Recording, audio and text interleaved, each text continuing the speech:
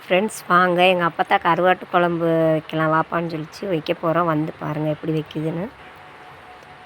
நல்லெண்ணெய் 100 நல்லெண்ணெய் ஊற்றிக்கிறோம்.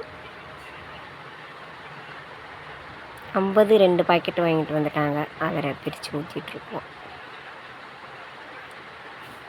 ஏன்னா கடுகு உளுந்தம் பருப்பு வெந்தயம் சீரகம் எல்லாம் போட்டுருச்சு.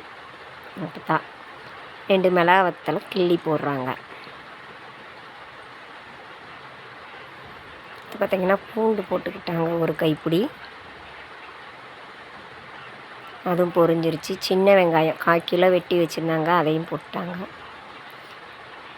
சேர்த்து கருவேப்பிலை ஒரு கைப்பிடி போட்டு நல்லா வதங்கிச்சு. பொன்னிறமாயிடுச்சு. கொஞ்சமாக உப்பு போட்டுக்கிச்சு. அப்போத்தா ஒரு 2 தக்காளி அரைச்சி வச்சுருக்கு, அதையும் சேர்த்துக்கிடுச்சு.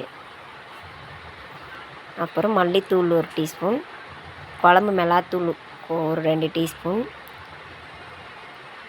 நல்லா போட்டு வதக்கிட்டுறாங்க. வதக்கிட்டு சில்லி பவுட்ரு கொஞ்சமாக சேர்த்துக்கிட்டாங்க. கருவாடு கழுவி வச்சுருக்குது, அதையும் சேர்த்துக்கிட்டாச்சு. கொஞ்சமாக புளி தண்ணி சேர்த்துக்கிட்டாச்சு.